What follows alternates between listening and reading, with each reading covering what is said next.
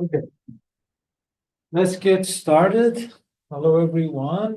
Today we have a pleasure of having Dr. Ahmed from Parsons Corporation to talk about timber in bridge systems. So Dr. Ahmed did his PhD at UC Calgary, Yep. University of Calgary.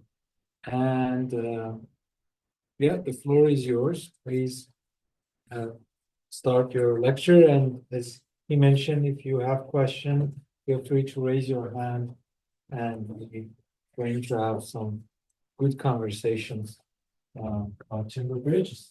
Awesome. Okay, Yeah. floor is yours. Thanks, Dr. Malik, for that introduction. Thanks for coming to attend. So as was mentioned, I'm going to be talking about the use of timber in bridge systems. It's going to be a very high-level talk. I'm not going to assume everybody here's got a lot of bridge engineering experience or a lot of structural engineering in-depth knowledge. We're just going to try to leverage whatever background we have on the behavior of engineered timber. And we're going to try to see if we can logically piece together the role that it can play in contemporary bridge systems. This is a brief outline of what we'll talk about today. We're going to begin things by taking a look at the history of timber bridges. I always find it important to take a look at kind of the historical context of a problem before you actually start studying it. I ran into a quote somewhere. I don't remember the precise wording of the quote, but it went along the lines of the saddest thing to see in engineering is something that's been beautifully optimized but is useless, right? So you want to convince yourself before you start sinking in your human effort into a problem that it's something worth studying. And I hope to show you that timber bridges are worth studying. We'll then go into taking a look at the advantages and disadvantages of using timber. And then we're going to look at the types of timber bridge superstructures. And if you don't have a bridge background, the superstructure of a bridge is part of the bridge above the ground that you walk on. And we're going to look at the use of timber and bridge substructures, which corresponds to the foundation of a bridge. And timber, for the most part, really is used in piles. So we're going to talk a lot about timber piles. All right, we'll kick things off with taking a bit of a historical survey regarding timber bridges. And the one thing that I want to impress upon you to begin with is timber has been, historically speaking, very, very strongly used as a material for a couple of key reasons. It's been historically available in many parts of the planet and very easy to build with. I know right now, if you walk in downtown Victoria, for example, most of the structures that you're going to see are going to be reinforced concrete and structural steel. But it's very important to keep in mind that reinforced concrete and structural steel, as we know them today, have only really been around for like 130 years, right? They're very new materials. And before we had modern concrete and steel, historically, the dynamic duo in structural engineering has been masonry and timber. So timber is a very important material to understand from a historic sense, just generally. And within the context of bridges, the use of timber in bridges is pretty intuitive. I don't know if any of you would have maybe gone on a hike one day after a pretty bad windstorm. I did this last November. There was a bunch of windstorms kind of towards the end of the fall last year. And if you're walking along a path and you see a tree that's tipped over, maybe you see that it opens a pathway that you didn't have on your hike before you started or when you went on it without the trees falling down. And it's pretty straightforward to see how, prehistoric humans could have taken that idea and used it a bit more intentionally to cross obstacles that they wanted to pass by. And indeed, this is what corresponds to the earliest timber bridges, these so-called log bridges. And there's evidence for these as far back as 15,000 BC in the Neolithic era. And I managed to find a picture of a bit more of a recent one that spans a very narrow region of the Mississippi River. And there's a link there in the slides that'll be provided to you in case you want to take a look at this blog post. There's some very interesting photos of bridges. But these kind of prehistoric forms of timber bridge were not always this straightforward in design. There's some pretty creative ones that have come to fruition as well. And one that I wanted to bring to your attention is this idea of a living root bridge. This was formed by the indigenous peoples of northern India and Bangladesh. And it was developed through the observation of those peoples that the rubber fig tree had roots that in their early stage of growth were exhibited by these kind of fibrous tendril-like growths that you can see on the left-hand side. And what they figured they could do is they could extend scaffolding to these young roots and put some kind of nutrient-dense material for the roots to grow in that direction. And by incrementally moving the scaffolding further and further up and having these roots grow and thicken, the roots could grow to span large distances. And that's what you can see there on the right. That particular one is the longest living root bridge that we've found to date. And it's got a span of over 50 meters, which I think is quite substantial. And they also got pretty creative with the furnishings they put on these bridges. This is a picture of a 2-lane living root bridge. So pretty interesting stuff. And some of the oldest log bridges were not necessarily just a trunk falling over and being used to cross a stream. Shifting to something maybe that resembles a bit more of what our current conception of a timber bridge would look like is Caesar's Bridge. And this has got a quite interesting story. This bridge was built in a bit of a military context. And the story here is that there used to be some North Germanic tribes that were on the northern shore of the Rhine, and they would take their boats, cross the Rhine, go down into Rome, do a whole bunch of raids, go back up, cross the river, and they felt pretty safe and protected by the river as a pretty wide river that they didn't think the Romans would ever really be able to bridge with a sizable army. And Caesar one time got very fed up by this and decided to march his army up to the southern shore of the Rhine at Koblenz. And he actually found some cooperation from some of the local tribes that were like, hey, we can give you some boats if you want to cross and attack these guys. We don't like them much either.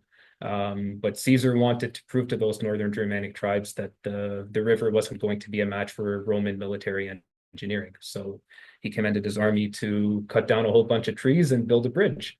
And this is one of the most impressive timber bridges that we have evidence for in the ancient world. Spans are estimated to be somewhere in the range from 140 to 400 meters, depending on where precisely the bridge was built. And the river was 9 meters deep, so not crazy deep, but pretty significantly deep. So a very impressive bridge, showing again the reputation of Romans as master builders. And just as a bit of trivia for you, if you ever have the chance to travel to Koblenz, they have a reconstruction of a pile driver that may have been used to lay the foundations for Caesar's Bridge. So quite interesting. Another thing I'd like to bring to your attention is it seems like the Romans, as you would expect from their reputation as great civil engineers and their early development of concrete, they had a good understanding of how to build with wood as well. So they were aware of issues associated with the dimensional stability of wood, as you can see from bullet point 1, although I think they found a bit of a disgusting solution to it. And they had concepts of oil treating wood to protect against insect and fungal attack, and waterproofing wood with pitch. So the Romans had a pretty good understanding of how to build with timber. The last one I'll bring to your attention, just briefly in passing, are these rope wood suspensions built by the Incas, and these were pretty large span as well. I don't have precise numbers for this, unfortunately, but again, I've linked to a very interesting article that details the construction of these bridges in a bit more detail. I'd like to shift right now to something maybe that's a bit closer to home, the development of timber bridges in the North American context. And a big explosion of these occurred in the early 19th century to support the railroad expansion. That was a big thing going on in the States at the time. Now, rail bridges were a particularly challenging problem for the engineers of the time for a couple of reasons. First of all, these were being built all over the US en masse to try to build a very interconnected and robust network. So the scale of this problem was very significant. The weights they were dealing with were also quite significant. You can imagine for most of prehistory, the heaviest thing you're going to move across a bridge is, I don't know, maybe a cannon, a bunch of horse-drawn carriages. Now, all of a sudden, you're trying to make a bridge that can support a train. So you've got a scale problem and a significant weight problem that you're going to have to support with these new bridges. And you have to remember that the early 1900s was way before our modern methods of structural analysis. And by that, I don't mean that they didn't have computers. I mean that they didn't have the equations we use. Like if you've taken the force method for indeterminate structures, that didn't exist in 1805. They didn't even really have well-formed conceptions of stress at that time. So it was a very, very interesting and challenging problem that was dealt with a bare minimum of analytical resources at hand. And this bridge form is one of the early solutions to that. This is called the trestle bridge. And this addresses the idea of building a bridge that can span a long distance and support a heavy load in a bit of a straightforward manner by putting a lot of very closely spaced supports along the span of the bridge. And you can imagine if you've got a support every couple of meters, it's not really a bridge anymore. It's just kind of a glorified highway, right? But this is very materially intensive naturally, and there had to be better solutions. So this led to the development of a lot of truss systems. And a lot of these truss systems were developed through kind of, empirical approaches by American engineers at the time. And when they got a design that they thought was very efficient for whatever reason, they would file a patent. And that's where you get a lot of these very interesting names for truss systems: King Post, Pratt Truss, Howe Truss. So if you were ever in a structural engineering class and somebody asked you to find the zero force members in a Pratt Truss, and you're asking yourself why is this called a Pratt Truss, this is why it came out of this development in the 1800s in the US. Another innovation that came out of that era of bridge building was the covered bridge. And this addresses the notion that was noted by the Romans earlier, that wood is sensitive to moisture-related decay. So you would like to protect your timber bridges, if you're building your bridges from timber, from moisture-related problems if you can. Now you can imagine if you build a big timber bridge and all of a sudden there's a lot of rain over a few years and your bridge deck, or the part that you're traversing or walking along on the bridge, starts to rot. That's a pretty complicated repair to initialize, right? How are you going to replace the deck with people walking on the deck? Are you going to have to close it off? That's not favorable. So a very interesting solution that was found by American engineers at the time was to simply cover the bridge. They built this kind of containing structure over the bridge, and the roof of that containing structure was a sacrificial element. That could rot, and then they could go and replace the roof while people are using the bridge, no problem. So this was innovated. The very first modern bridge was modern covered bridge, was built in Philadelphia in 1805. And after that first one was built, you had 10,000 built from 1805 to 1885. So a very classic structural form of its time. What spelled the beginning of the end for a lot of intensive timber use in bridge construction was the advent of iron and steel and the increasing economically competitive nature of doing so. 1840 was a bit of a landmark moment. That's when the Howe Truss patent was filed. And in addition to the unique shape that it had, the Howe Truss was characterized by its use of wrought iron for the tension members. Prior to that point, people had really been mostly using iron for fastenings, nails, and so on in timber construction. This is the first time you really have a full patent for something using a combination of wrought iron and timber.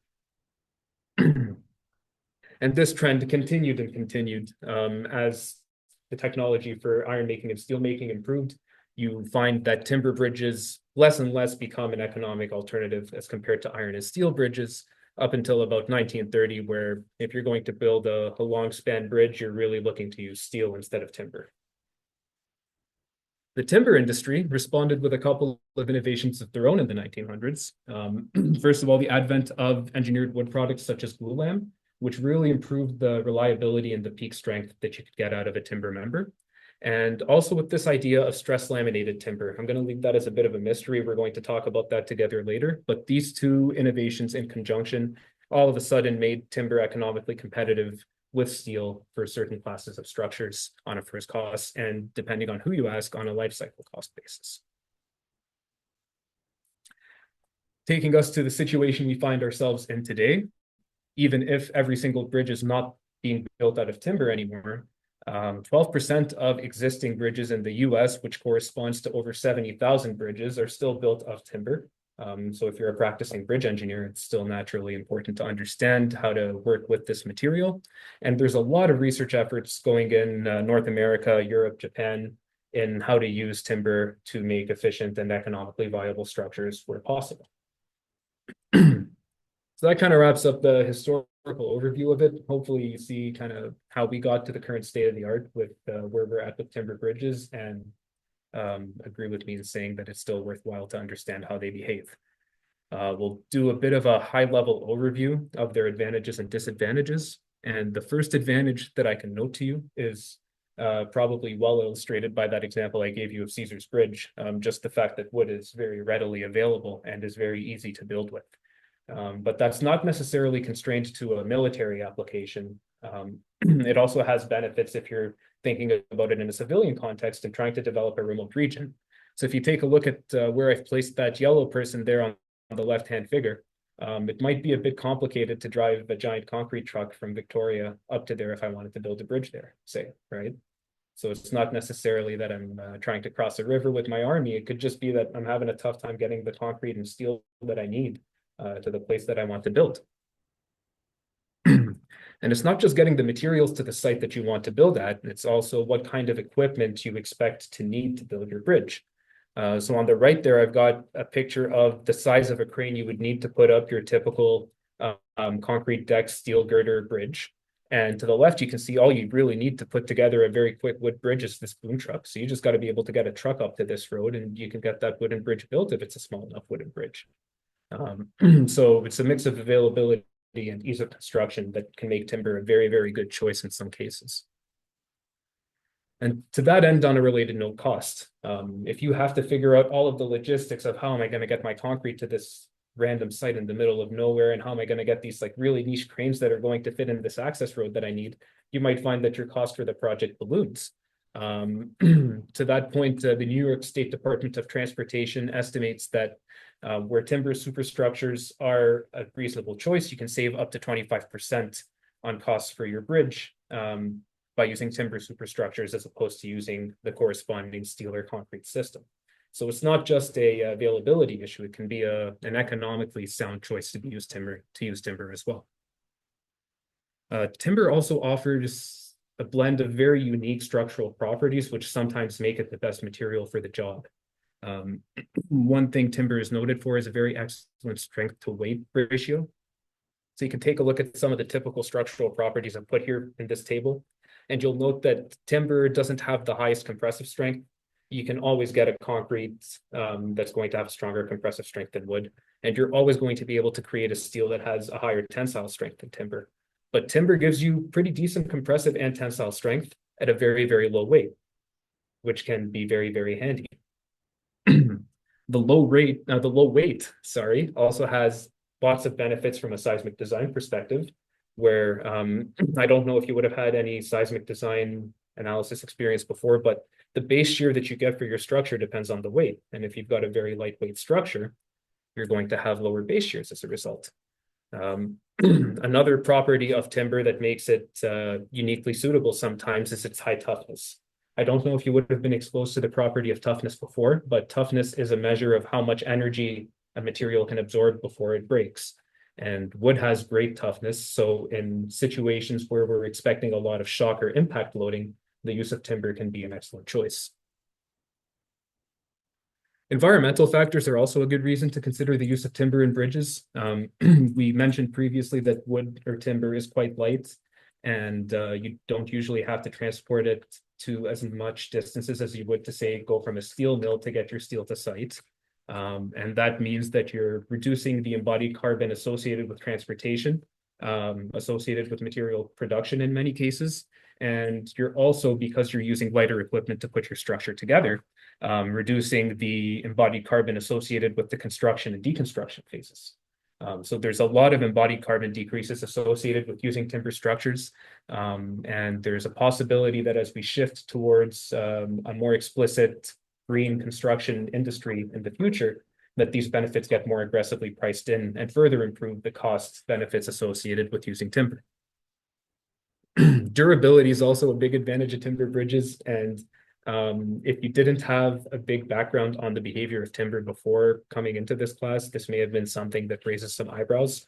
I know if I talk to some of my colleagues who don't have as much experience with wood, they also might say the same thing if they hadn't read into it beforehand. But timber actually has a pretty good reputation for durability, provided you protect it adequately against the main things attacking it.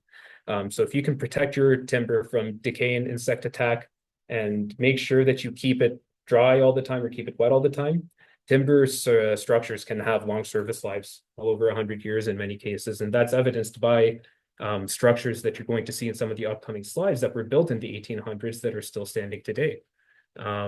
Timber also offers really good resistance to many deterioration mechanisms. Fire is an interesting one. You might think, timber, it burns, it would have terrible fire resistance, but timber's actually got great resistance to fire.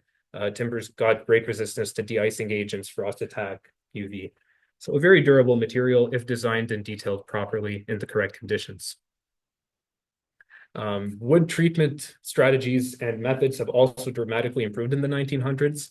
I've got a picture here of a timber file that's been treated with creosote, and I want you to note the partial penetration of this treatment. I don't know if you would have seen this already earlier in Dr. Malik's class, but this is an important property that you need to keep in mind when you're designing with timber.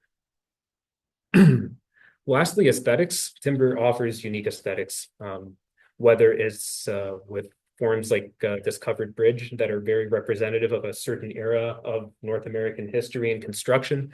And the appraisal of heritage value of structures is typically done by provincial or national bodies, such as Parks Canada. And I put a link, or not a link, but a picture there of a document that treats the problem of how to deal with the preservation of historic structures in a bit more detail. You can take a look at that if you'd like later. But it's not just historic structures that have a unique aesthetic value with timber. Beautiful timber structures are still built that are new and have a distinctive look, like this timber arch bridge that's been recently put up in Norway. The disadvantages really mostly have to do with what can go wrong with timber when it gets attacked. Decay and insect attack can really significantly affect timber. And that's a very interesting stat that I found when reading a paper a few weeks ago. You can have a strength loss of 50 to 70% of timber member with just a corresponding weight loss of 3%. And this is similar to kind of, if you have reinforcement decay and or reinforcement attack, or sorry, corrosion attacking reinforcement in a concrete member, you have similar things go on where the weight's not necessarily changed a lot, but you've cut off the reinforcement and the tensile capacity has gone down as a result. But in a bit of an expanded sense here, in that it's not just attacking the reinforcement, it's attacking the member. So protecting your timber against decay and insect attack is incredibly important when you're designing with timber. Issues with dimensional stability are also important to keep in mind.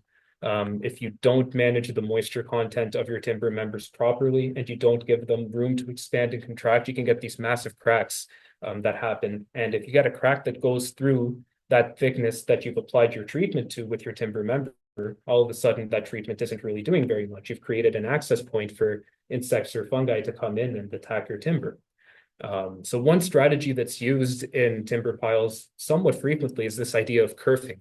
Kerfing is what I've showed there on the left-hand side. It's the addition of a very narrow notch into your timber pile before chemical treatment, so that the chemical treatment still goes in the part that you've pre-cut. And the presence of that notch acts as kind of a construction joint in the slab if you've been exposed to that idea. It gives the member a little bit of room to accommodate some deformations without having a very big crack completely destroy it. So you have to treat concerns associated with dimensional stability of timber appropriately. And this can really be one of the details that makes or breaks the longevity of a timber structure. And the third small disadvantage, I would say, is a local experience and expertise gap.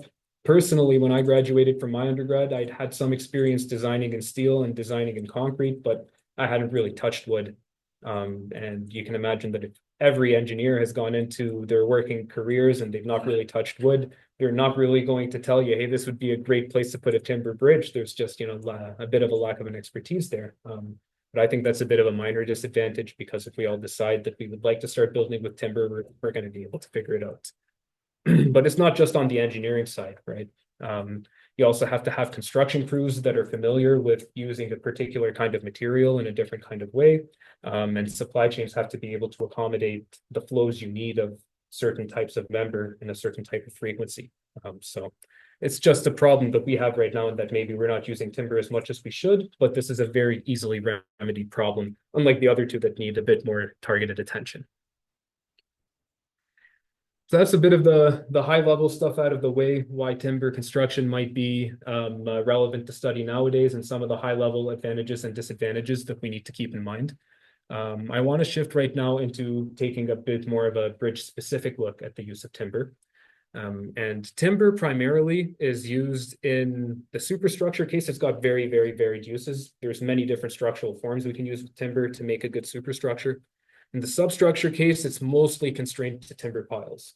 So I'm going to take a look at maybe a bit more of the diverse aspect of this, the timber superstructure bit first. And we are going to try to take a look at maybe the most basic kinds of timber superstructures, and we're going to bit by bit try to build up the complexity. If we're going to start with the basic kind, log bridges are a good place to start. These are about the simplest form of bridge we can find made of timber, as we discussed kind of earlier in the historical part of the lecture. Usually in the contemporary context, they're constrained to temporary structures that are only going to be subjected to very light loading, very short spans of 8 to 36 feet, and very short service lives. 10 to 20 years is like a pretty short service life for a structure. The service life here is short enough usually for a lot of the wood that we use in log bridges to not even be treated. We don't care. It won't go bad faster than we're going to replace the structure. Now, the one thing I want to kind of ask you as a class to help me figure out in a bit more of a precise way is, why do you think log bridges can only withstand light loading? I know maybe, at a high level, you're going to say that this is like the simplest bridge, so we're not expecting it to carry the most, which is true. But if we can point our finger at things that we think make this bridge maybe not the best at carrying a high amount of load, we might be able to come up with maybe a more direct remedy to the problem and come up with some good solutions. So I put up a link over here. If you don't want to raise your hand, you can scan the QR code and toss something in, and we can talk about it in a bit of a decentralized way. If you feel very gung-ho today and you want to raise your hand and say something, you're more than welcome to do so as well. Whatever you're comfortable with. I'll give you guys maybe a minute to think about that and raise your hand if you like, or contribute to the Slido if you like.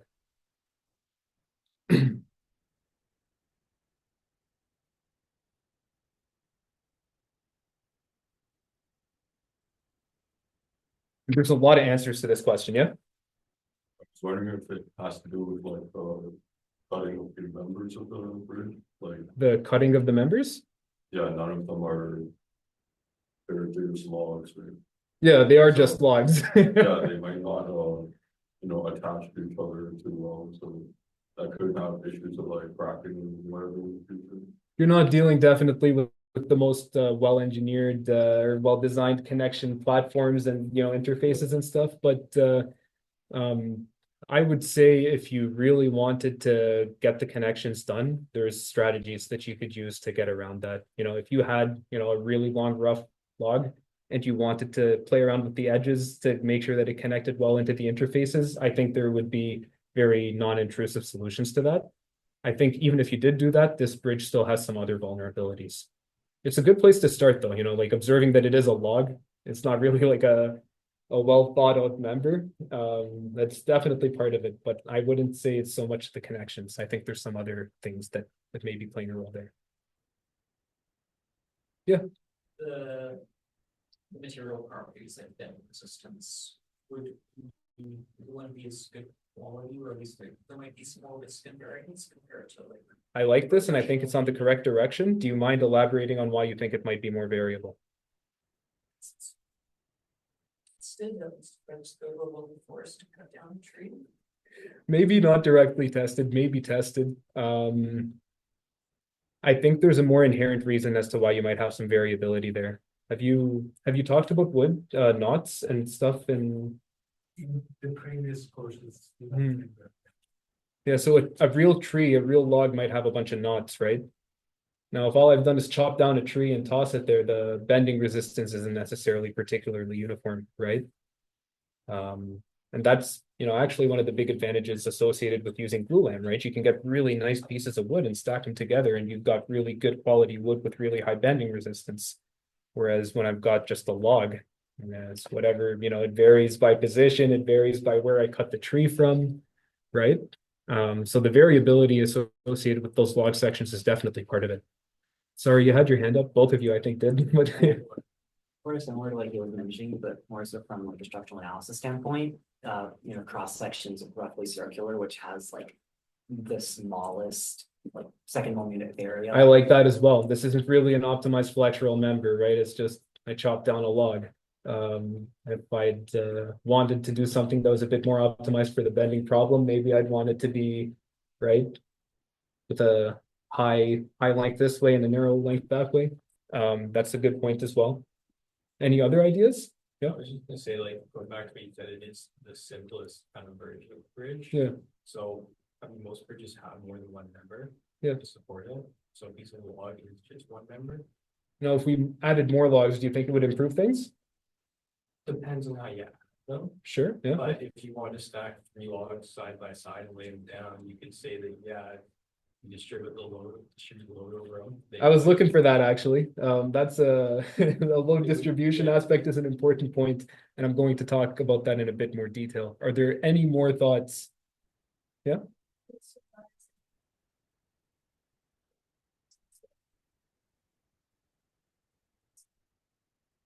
Adding more supports obviously is going to make it a bit more of an efficient structure. Theoretically, I could make a log bridge with a pier in the middle. It's just kind of a question of, is it worth the effort? Because this lateral load distribution thing that we're going to talk about right now is actually something that really shoots this bridge system in the foot. So very often, we could add piers. It just doesn't make sense with a structure that has some of the negative characteristics that I'm going to go into. Good. Yeah, I appreciated the participation. Thanks a lot. I think we got a few good points.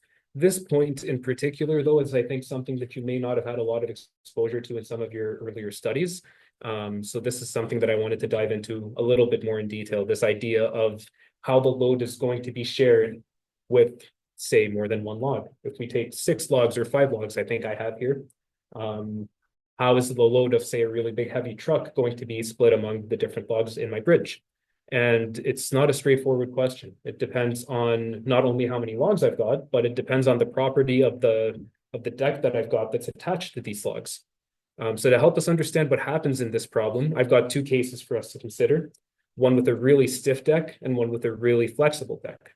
And just as a general note, I really encourage this idea of taking like really extreme examples when you're trying to figure out what's going on. It often very much clarifies things in a structural perspective. When we take this case of a relatively stiff deck, we're going to assume that that log right in the middle there, it's not going to be doing all the work on its own, right? We're going to assume that this deck is stiff enough to kind of split up the load and make all of the other logs in this system pull their weight a little bit.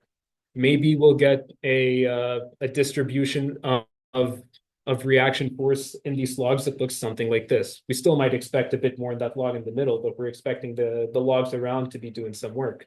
Maybe it's not precisely this percentage, maybe it is. It's not really important what the percentage is, but the point is all of these logs are going to be working in some form of harmony. If I've got a really flexible deck, what do you think will happen? Yeah, right. We're not really going to be able to split that load up meaningfully, right? It's just going to be one log doing all the work. So I've got 5 logs, but if I put a really heavy thing over top one log, that one log is going to be doing all the work. So we start to reach a point here where I could put 50 logs, but I still can't get a truck to cross. I need something with a bit of an improved lateral load distribution. And now, there's a second thing I wanted to bring up to that point. We've got to take a look at what's going on with the deck as well. If I've got a really stiff deck that I'm going to assume is going to do a good enough job at transferring the load to the beams that are underneath, we've got to make sure that that deck can, first of all, supply an adequate bending resistance to not have a local failure happen wherever I put a big concentrated load. And I've got to make sure that the deck has got a good shear resistance so that if I put a really heavy load, it doesn't just slip and transverse shear. Right. So we've got a couple of things that we have to keep in mind when we're taking a look at the load-bearing characteristics of these bridges. Now let's take a renewed look at our log deck bridge. I would go so far as to say that to your point where this is just like a bunch of circles, it's not really a proper beam. I would agree with that assessment. I wouldn't really characterize this as a bridge characterized by beams. I would say that this is really just a deck for things to cross. And that furthermore, this deck doesn't really have good lateral distribution characteristics. So I'm not very surprised that I'm not going to put very high loads on this kind of a bridge, right? It's not really well suited for much of anything. It's just a very light temporary structure. The really main advantage of it is that it's quick to build. Now, if I wanted to improve the behavior of this log deck, there's a very good solution I can come up with. I don't know if you would have taken any sort of pre-tension, post-tension design classes, not at this point. Then I'll give you a bit of a quick overview of why that really helps our deck. So we talked about before how we want to make sure that we don't want to have our deck failing and bending at the bottom, and we don't want our deck slipping, right, shear. These are the two things that we're trying to prevent from happening. Now, if I've got a system that squeezes this deck together, it's going to be harder for it to fail in tension at the bottom because I'm squeezing, right? I'm providing a compression that's resisting that tension that's going to happen from bending, right? And if I want this thing not to slip and transfer shear, if I'm squeezing it together, if you guys can remember back to kind of like first year friction USFN, if I'm squeezing something together, it's going to have higher frictional force at the interface. It's going to be harder for it to slip, right? So post-tensioning things together, and that just means putting things in a position and then applying a compression, is a very good strategy to improve the behavior of a deck system. And that's going to be used later on in this lecture. This is a very, common solution in the engineering community. Log decks are, supposed to be a very kind of quick and rapid structure. So we're not necessarily going to post-tension these with steel cables or steel anything really. It kind of defeats the purpose to be using steel in such a quick utilitarian structure. So carbon fiber rope tends to be the post-tensioning system of choice for something that quick. The one thing I did make a note of over there is post-tensioning, carbon fiber rope will melt at a certain temperature, and this temperature is less than the temperature of hot asphalt. So you don't want to be mixing carbon fiber rope with hot asphalt. But then again, this is a very quick and dirty structure. You really wouldn't have too many cases where you're wanting to put an asphalt cover over a post-tension log deck bridge. Anyways, that's enough about log deck bridges. They're not that important, but they were very illustrative in talking about this post-tensioning business and lateral load distribution business. Glulam deck systems are probably the first type of bridge, timber bridge superstructure system that you would actually expect to encounter in practice. These are suitable for truck loading. So, this is kind of the extreme case we assume for a normal roadway bridge. Can it handle a big heavy truck? Glulam deck systems can handle truck loading, and they're suitable for fairly short spans. The precise span that you're using will depend on the kind of wood that you're using in your glulam, but these are a very good economically viable solution in short spans. You'll see here at the bottom, there isn't really an actual beam anywhere, right? It's just as if you took like a floor slab and you extended it over an empty space. This is the kind of structural system we're dealing here. No beams yet. Another quick question I wanted to ask you is, based on our discussions so far, how do you think you would want to orient the laminations of your glulam relative to traffic loading? Would you want the traffic loading to be as in the left, or as in the right? Right. I've heard a right and left. This is good. I've heard both. You said the right, right? In the back there? Yeah. Yeah, I just thought the right was better for protecting against shear. And that's exactly right. If you're loading it as in the right, you are protecting against shear. So that's a good idea. But you said left, and you're not wrong. You're not wrong either. This is like it's a trick question. There's two correct answers. So can I hear your justification if you don't mind? My argument was the safety, like a car is like slowing down on it, or like something's like the force is stopping. Well, you're gonna be pushing like into the deck, and you don't want to be pushing transversely to the ground. Sure, yeah, that's another thing to keep in mind as well. Although usually I think the biggest braking load we'll assume in design is like 25% of the vertical load. So we're not as worried typically about what we're doing in terms of like a traction shear. We're more worried about kind of what's going on vertically. So from the perspective of trying to minimize shear failures at the interfaces in the glulam, transverse laminations make a lot of sense. I don't think it should be fair though. Sorry? It's like the one on the left does have less supports underneath it too. So I think it would be on. That's just that's a poor choice of pictures on my end. Well, we can put the supports wherever we like. Okay. So yeah, hopefully that didn't confuse your thinking too much if you were thinking about that question. Now, before we talked about pre-stressing being a good solution to improving the load distribution behavior of our deck, right? So we're doing the same thing, which I should have said post-tensioning there, my bad. But adding that after the fact compression to tie everything together is always going to make a deck behave a bit better. And that's what we find here. We've got stress laminated decks. That's what stress laminated decks are. We squeeze them together after the fact, and they can handle a lot more force than they could have otherwise. And you'll see now that before we were looking at 30-foot spans, now we're looking at 50-foot spans, right? So this post-tensioning solution is an excellent one. But to your point before, you were saying transverse laminations are a good thing. And if you're looking at the way that it's been sketched over here, it looks like we've got some longitudinal laminations here, right? Then you have the asphalt. The asphalt doesn't do very much from a structural sense. The asphalt's more of a protective measure. The reason here is more that it's actually built off of the same idea you had, that you want to minimize shear failures, right? Now imagine if usually the way the post-tensioning operation works is I poke some holes, I stick in a steel rod, and then I squeeze it as much as I can, right? Now, if I'd flip the laminations and I am post-tensioning here on the side, right beside the laminations, where I'm doing the post-tensioning, there's going to be a slip, the laminations, right? So if you're not going to post-tension, the transverse laminations are a good idea. You could flip the position. That's actually a very good idea, right? So what you're saying is we could make this transverse, and then instead of putting the post-tensioning here, we put the post-tensioning on the other side, right? That's actually a very good idea. The problem with this idea is it would be covered up by the foundation. So we've got two rectangles on either side over there. So where my cursor is here, that would be kind of like the concrete foundation. Yeah, find something else to access. It's just going to be difficult to access. And something that I'm going to get into later is this post-tensioning operation is not a one and done operation. You've got to go in and check it periodically. So if I've got to check this periodically and it's being covered by the foundation, it's practically speaking a bit difficult to do. But in an ideal world, if I had a good solution to that problem, that would be the way I could get the best deck performance. So right intuition, it's practical problems here that got in the way.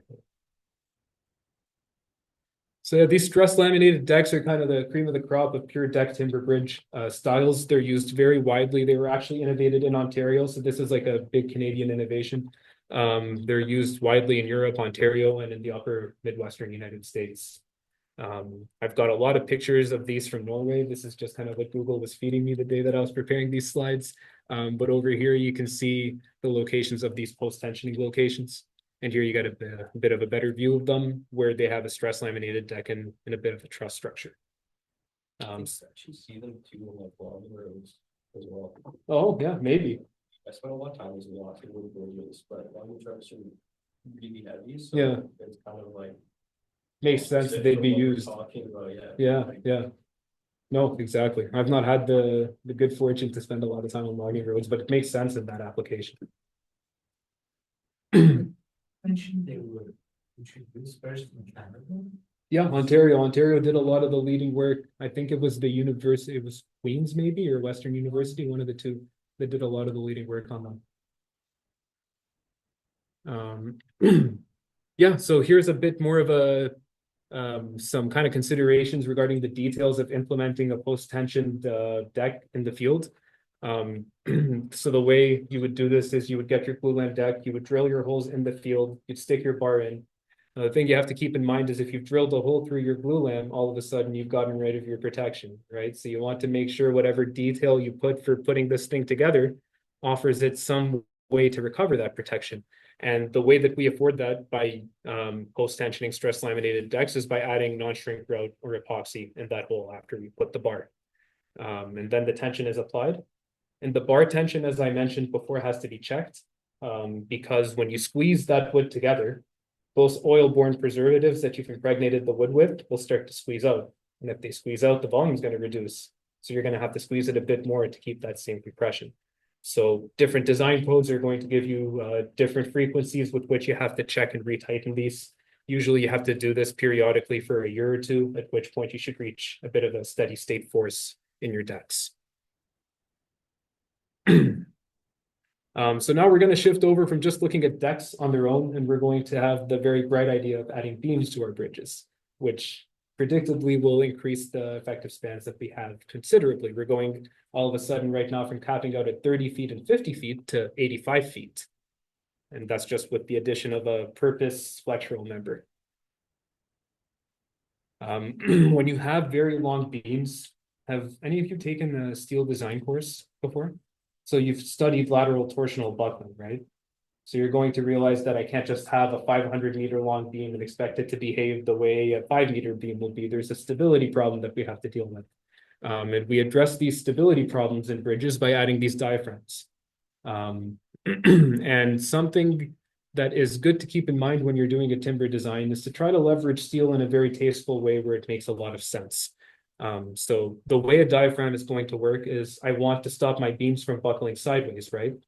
So I'm putting these kind of X braces in between the beams at a certain point that if you want the deck to start moving sideways, it's going to have to stretch or compress one of those.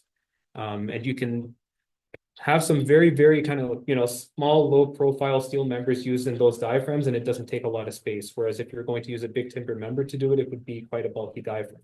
So using a conjunction of steel diaphragms with glulam beams is a pretty good solution. And yeah, you'll see it actually in a couple of slides. I've got a plan that details this from the BC MOTI, just so that I'm not crazy and making this up. Don't use timber for bracing. Why do they use steel? I imagine you could use timber as well. It's just more so that, it depends on the kind of forces you're dealing with, the size of the connections you're going to have to deal with, right? If it becomes overly bulky and annoying to establish that using timber, steel might be a good choice. And then if you're, starting to really stretch what kind of span you want to reach, maybe you find that you're going to have a bit of a smaller structure if you use a steel beam instead of using a glulam beam, but maintain the glulam deck. And these choices aren't necessarily purely governed by what span you want to get. Sometimes it's an issue of what kind of vertical clearance you need below your bridge.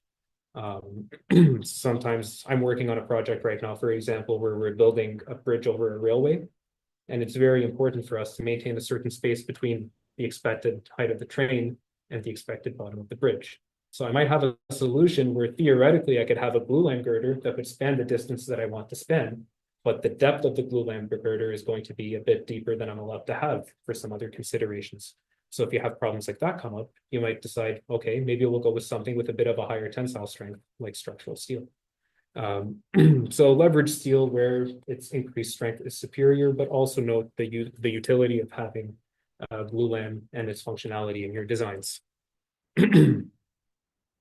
And the aforementioned detail, so that I'm not making any of this up. This is a glulam deck, steel stringer, and steel diaphragm detail that's put out by the BC Ministry of Forests. So this is actually a strategy that's used in bridges that you'll find in BC. Now we're going to shift over from this idea of deck and beam to shifting over to a bit more of an efficient bridge design, just the truss bridge. Truss bridges are what really start getting you really, really long and serious spans. If you use truss spans, you can reach spans of up to 100 feet, which is, again, a bigger number than what we were talking about before. The bowstring truss shown here is the most efficient structural system. The reasons for that might take a bit long to get into, but you're more than welcome to ask me later. And having now seen a bowstring truss system and noting where it might be used, we can visit this picture of the bridge that I showed you in Norway with maybe a bit more of an attentive eye. Just by noting that we've got a bowstring truss over here, this is probably a fairly long span. And now you can also pay attention to those steel ties that they've got as tension members in the truss. So the more you dig into the details of why we build bridges in a certain way, the more you'll start to actually notice some of these details in design as you walk by them. And you'll be very insufferable among your friends, because when you walk around, you're going to point out the bridge and everyone's going to think you're a loser. The most efficient type of truss bridge we can find is this idea of a parallel chord truss bridge. And does anybody have a bit of an idea of why these bridge systems might be a bit more efficient than just a normal truss?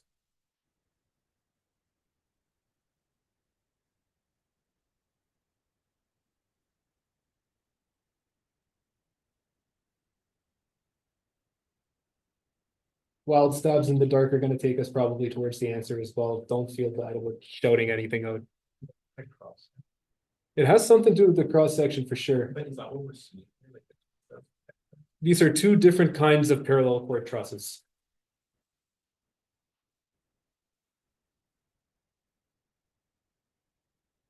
Does something distinctive maybe stand out to you with these forms of bridges or these cross sections that we're seeing, maybe compared to the other cross sections we've looked at? It's a big box, right?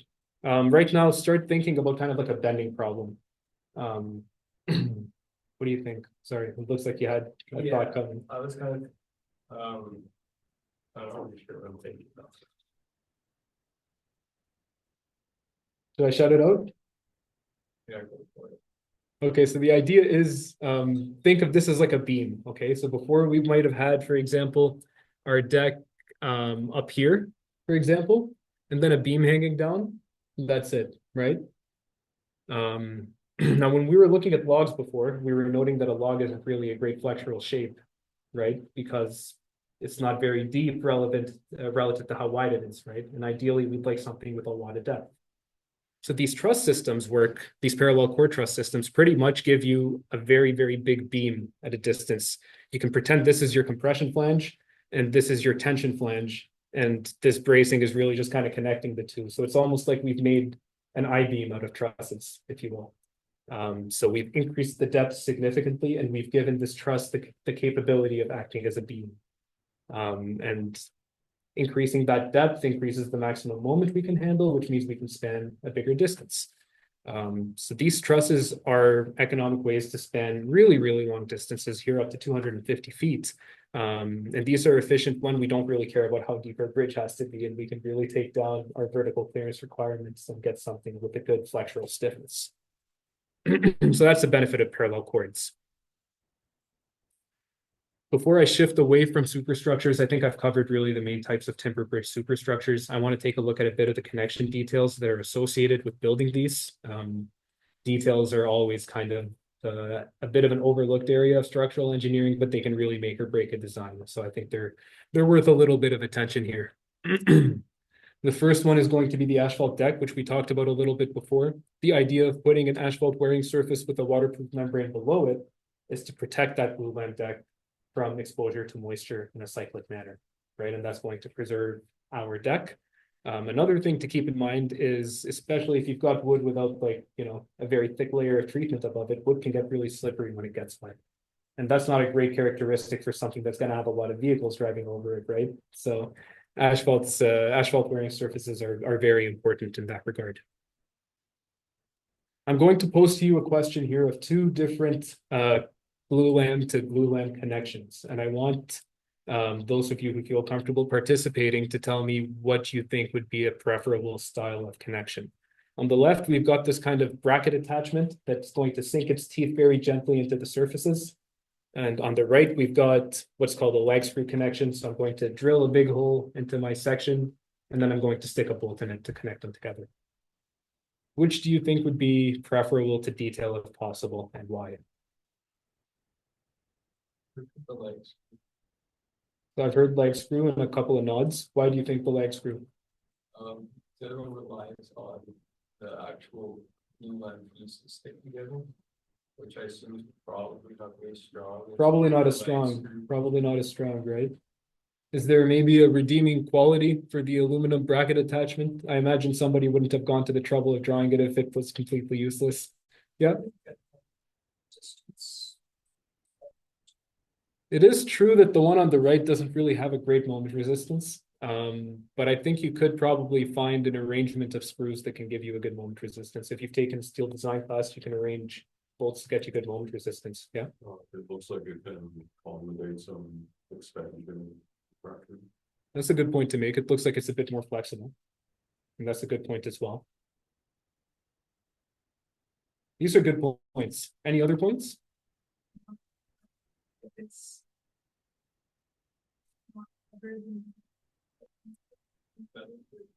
You're on the right track.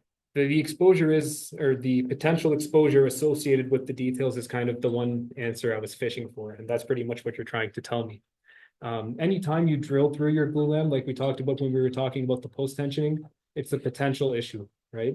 If you don't make sure that you fully grout that or epoxy that hole perfectly, that's a potential vector for moisture ingress, for insect ingress, and that's going to be a durability problem later on, right?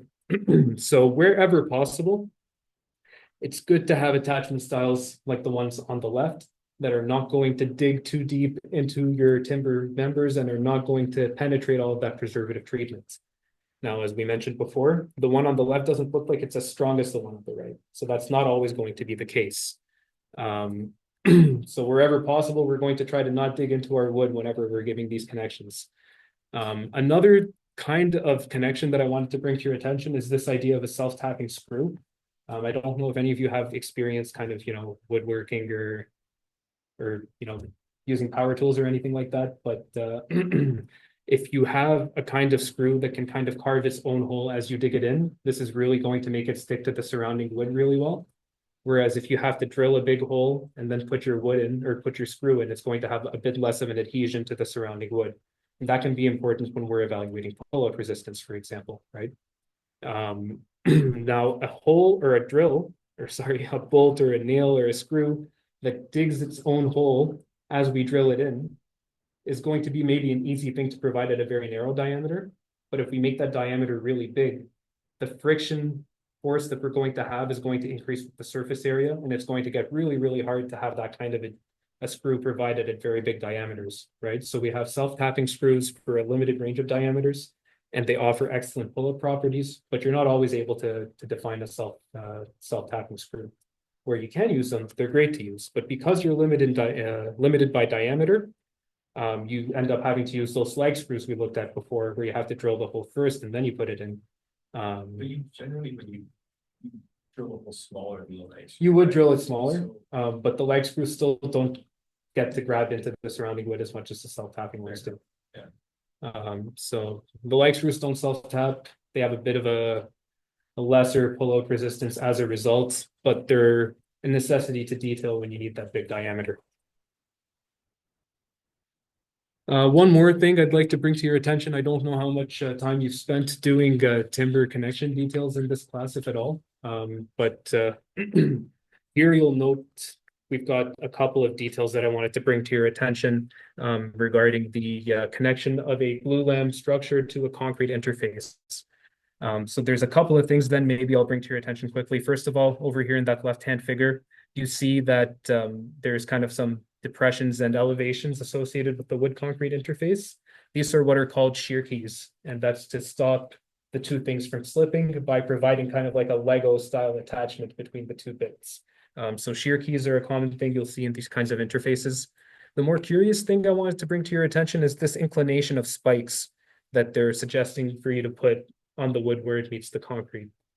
And here I'm wondering if anyone has any idea why the inclination of the spikes would be an important thing to track.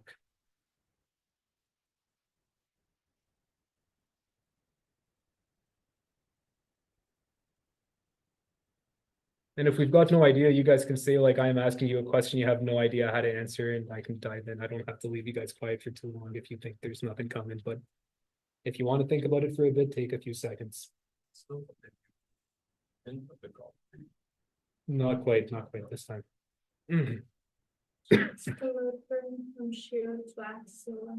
Yeah, that's the idea.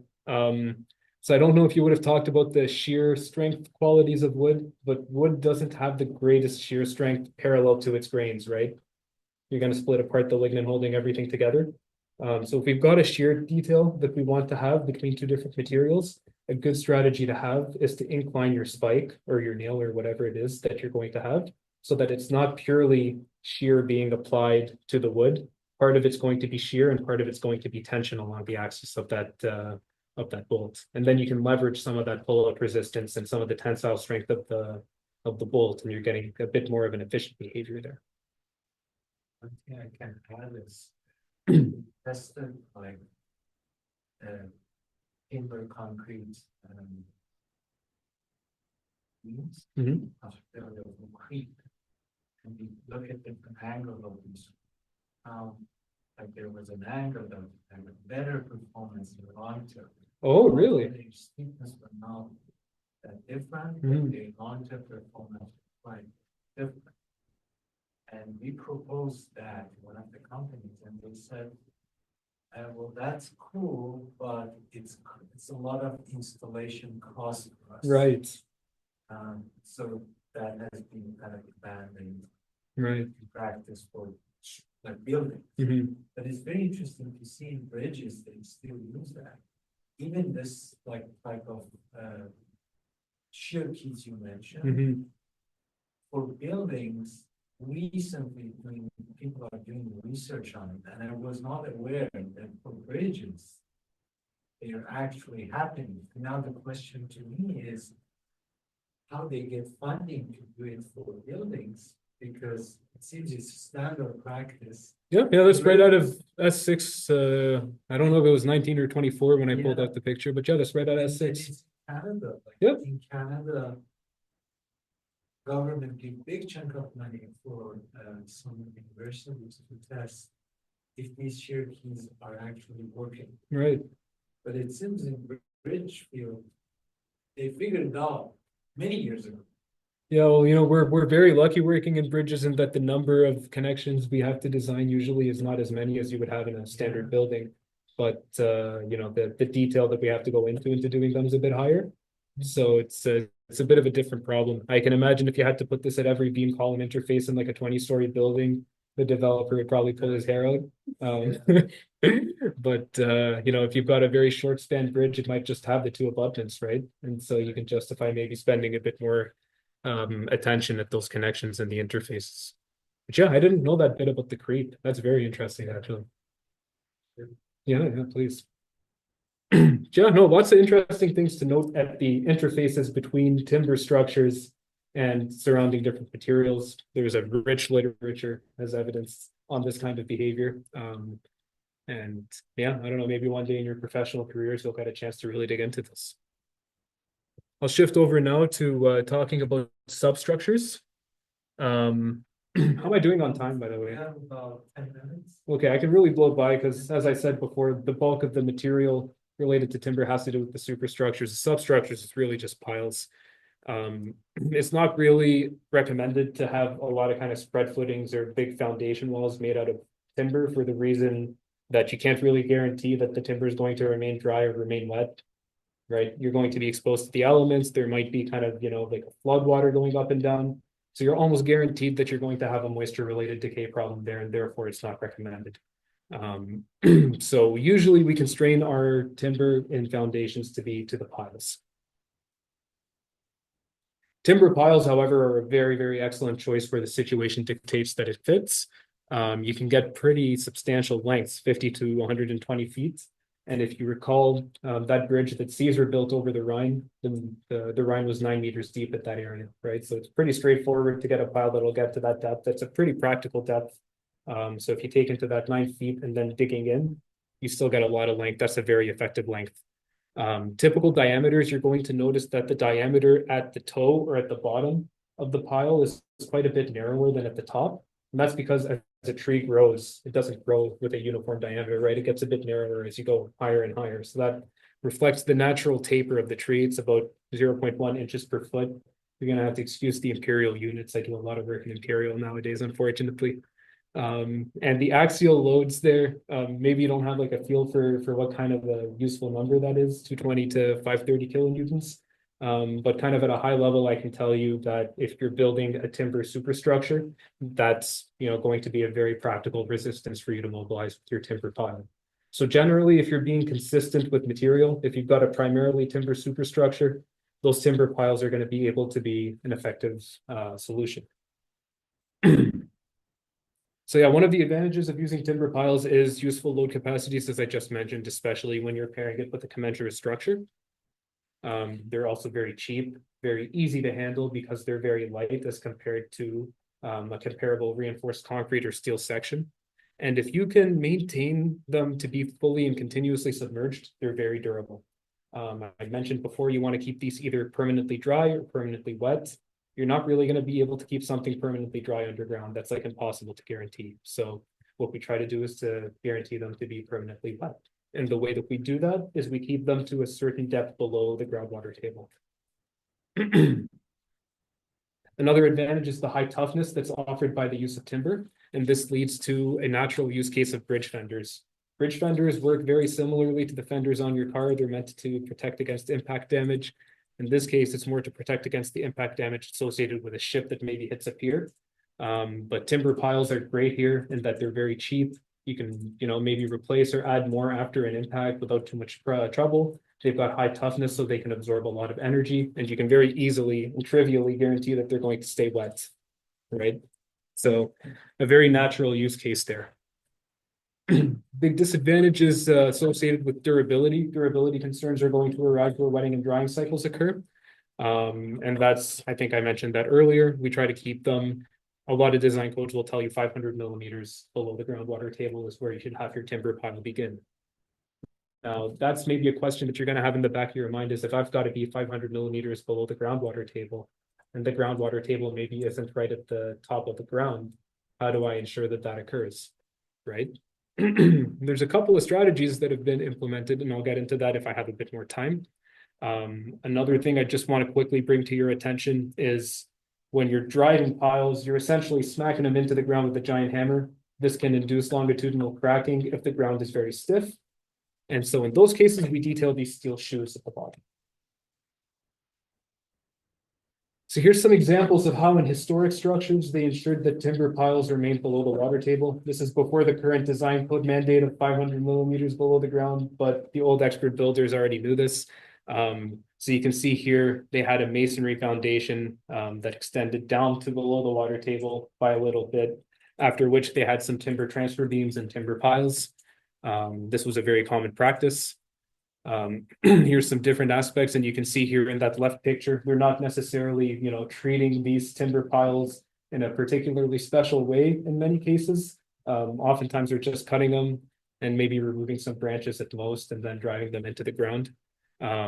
So that's kind of on the left in like a very kind of, rough case. And then in the exact opposite case on the right, you can see what looks like it's a more sophisticated timber foundation with a bit more of a well-formed wall, a full transfer beam, and then some timber piles.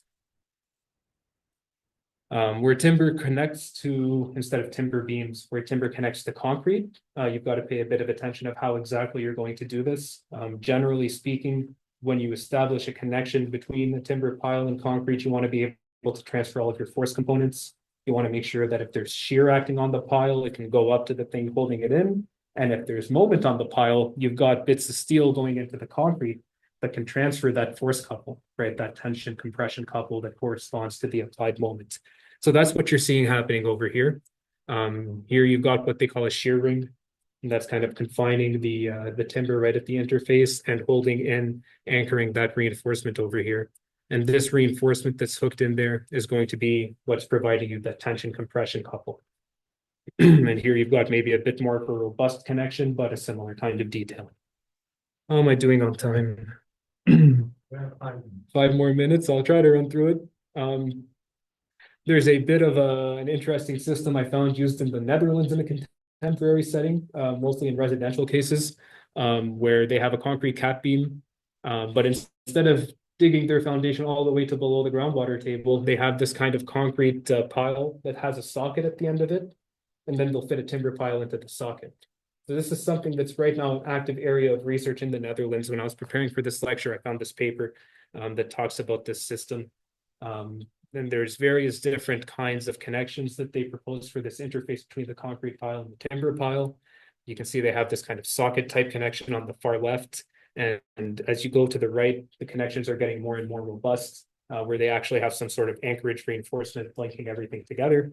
And then I just kind of, they had a study there in that paper I was looking at the behavior of that socket interface.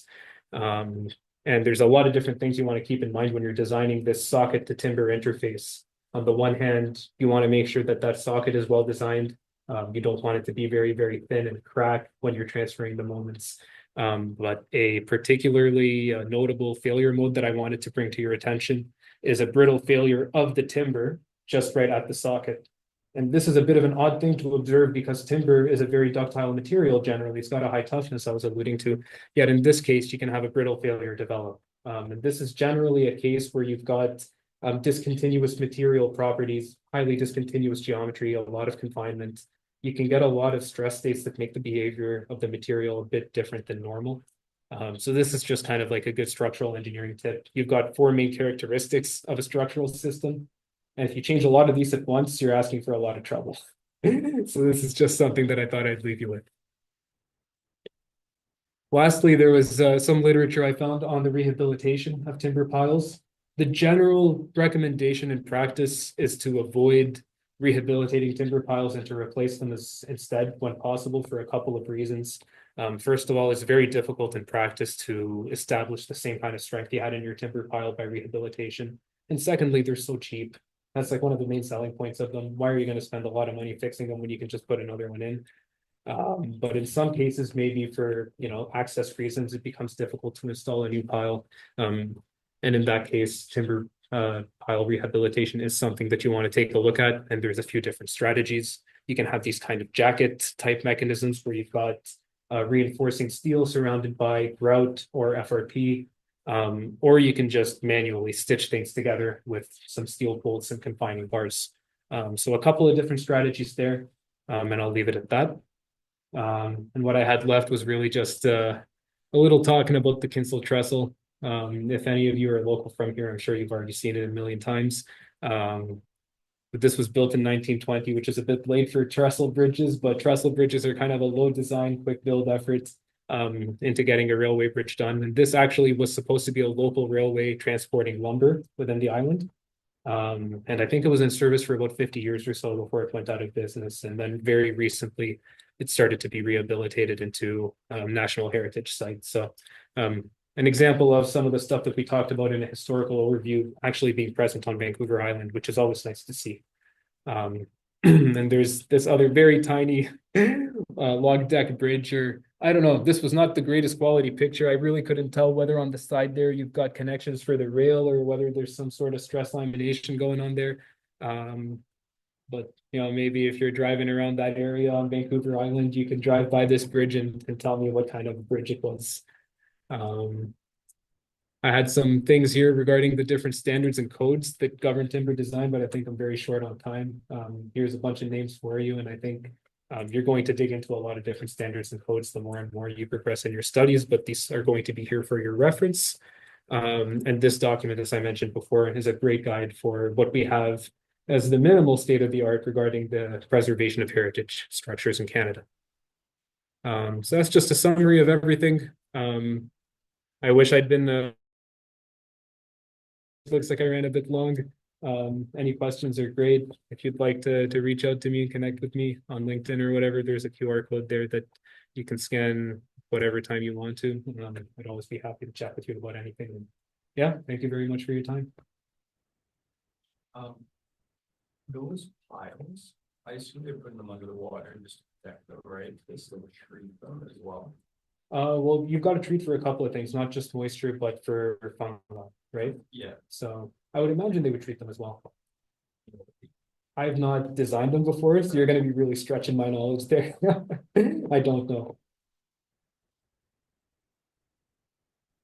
Well, thank you very much. Let's give him applause.